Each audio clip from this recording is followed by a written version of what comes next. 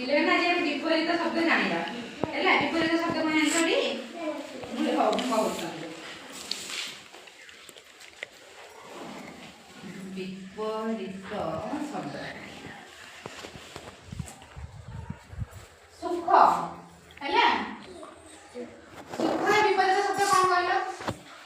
କି ଜାଣିଛ? ସୁଖର ବିପରୀତ ଶବ୍ଦ କଣ? ଦୁଃଖ। ଭେରି ଗୁଡ, ଚମ୍ପା ରାଇଟ आंसर ଦେଲେ।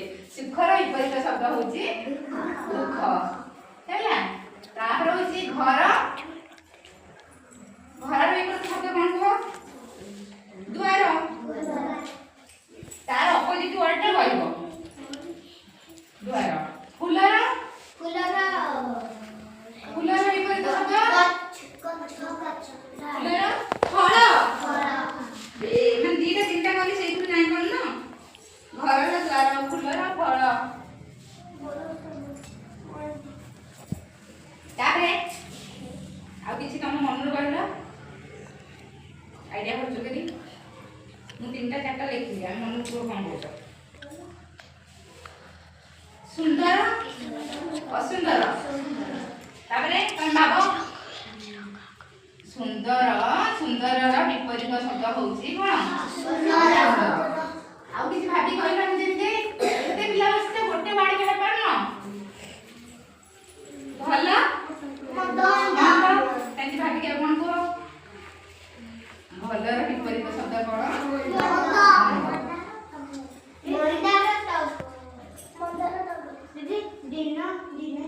ଦିନ ରାତି ହବ ହେଲା। ଦିନ ଦିନେ ହବନି। ଦିନର ବିପରୀତ ଶବ୍ଦ ହବ ରାତି।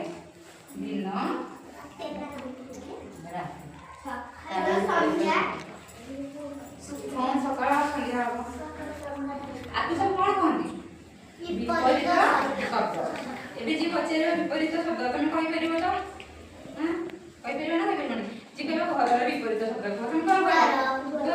ଫୁଲର ବିପରୀତ କଣ? Very simple. ଯାହା ଜାଣିଛ ତାର ସୁଜାନ ତମେ କହି ପ୍ରଥମେ ଜାଣିନ ବୋଲି କହିବ ନା। ତାହେଲେ ଶୁଣିଦବ ସହଜ ହେଇଯିବ। ଆରେ ଏଇ ପାଠ କିଛି ପଚାରୁଛନ୍ତି ଆମକୁ ଆସୁନି କିନ୍ତୁ ପୁରା ସହଜ ହେଲା। ଆଉ ଧନୀ। ଧନୀର ବିପରୀତ କଣ? ଗରିବ। ଧନୀର ବିପରୀତ ଶବ୍ଦ ହଉଛି ଗରିବ। ଧନୀ ଗରିବ ଏଗୁଡ଼ାକୁ ସବୁ କଣ କହନ୍ତି? ସବୁ ହଉଛି ବିପରୀତ ଅର୍ଥକ ଶବ୍ଦ ହେଲା।